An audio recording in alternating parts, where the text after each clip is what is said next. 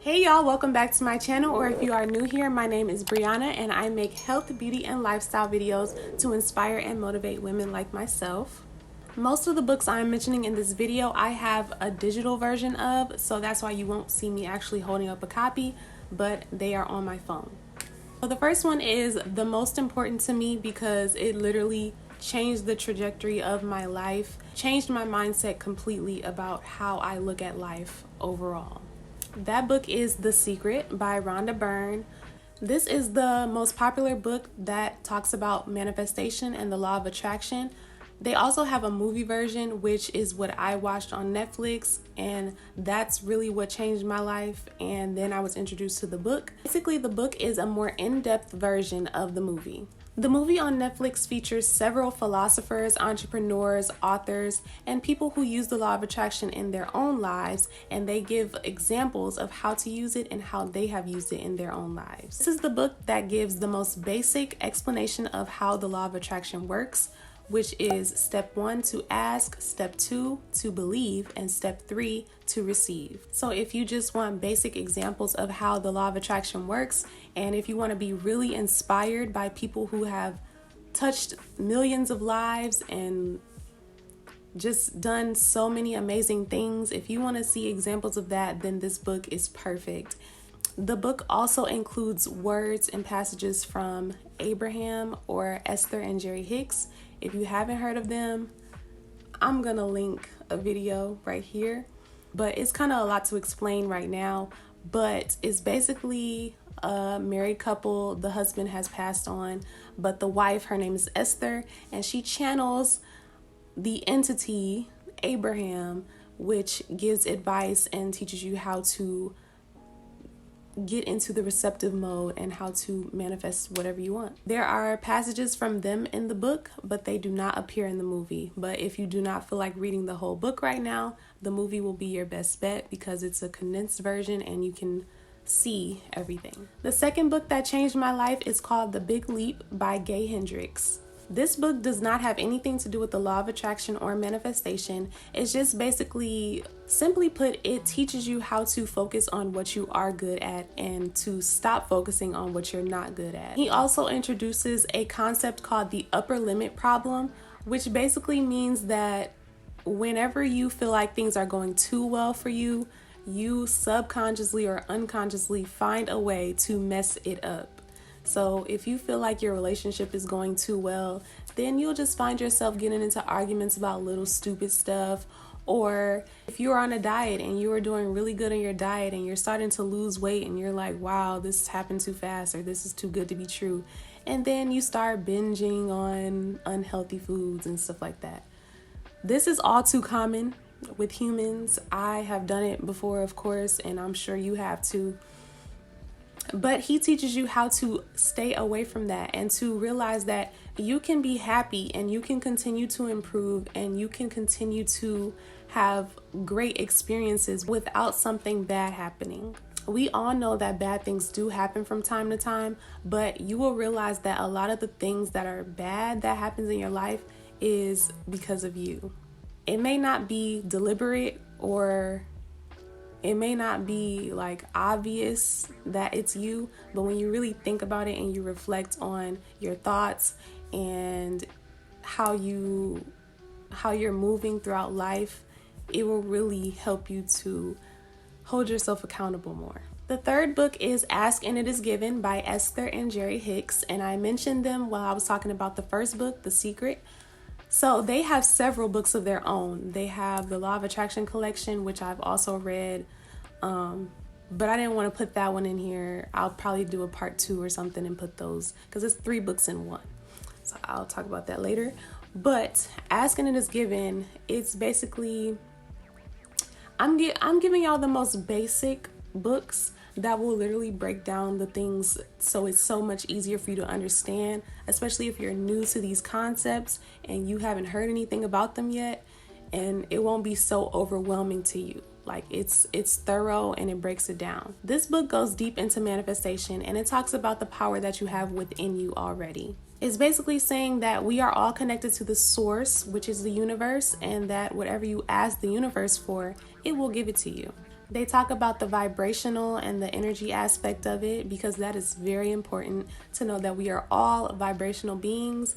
Everything around us has vibration, and we can communicate with other species and each other, everything through vibration. Like I said, it goes deeper into the law of attraction and manifestation, and it teaches you how your emotions affect your manifestations and what you can do to use them for good, even the bad emotions. But if you do not feel like reading this book right now or purchasing this book right now, I listen to Abraham all the time. There are countless videos on YouTube. I will link some of my favorites below, but they're just really inspirational. Like how some people listen to Sarah Jakes, I believe, or like they'll listen to a sermon or, just inspirational church audio. It's kind of like that, but this has nothing to do with religion. It's only talking about the laws of the universe. A big thing that they put emphasis on is having faith, and I know faith goes into each religion. So that has nothing to do with any specific religion. It's just something that we all should learn to do more, just to have faith in the universe, because everything works out how it's supposed to, and you can create your life and you can walk the path of least resistance. So the fourth book that I am mentioning is very deep, and I don't know how many people will accept this concept, but it was written in 1976, I believe, or something like that, and it blew my mind. It is this book, which is The Secret Power of Pyramids. I talked about this, I mentioned this in my bookshelf tour when I was just going through all the books that I have and what I wanted to read. So I did end up reading this one, and it was like literally mind blown. Like, I don't even know where to start. So, okay. It explains about the Great Pyramids in Egypt and, what the purpose of them were and are. And it even goes into the fact that we can build pyramids anywhere, any size, and they will have the same effects on us. They include real experiments that they did. They would put milk and meat under these pyramids that they built themselves, and they would leave them. And of course they had stuff outside of the pyramid too, like they would have milk outside of the pyramid and they would have meat outside of the pyramid, and they would leave them for a specific amount of time to see what would happen. The milk that was under the pyramid turned into yogurt, and the meat that was under the pyramid was basically like dried. It was like kind of like beef jerky, I guess, dried meat. And of course the ones that were outside, they rotted. With the seeds, they would put the seeds in water and they would see if it would germinate or something like that. I don't even know. I don't remember the details on that. But basically, it did something under the pyramid that it did not do outside of the pyramid. And then they put razors under the pyramid. The razors were sharpened. And even like somebody had a burn or something, or they had some type of injury on their hand, and they put their hand under the pyramid for a while and it was healed faster. So basically it says that the pyramids have healing abilities, that they allow us to meditate easier. They allow our bodies to be healthier if we meditate under them.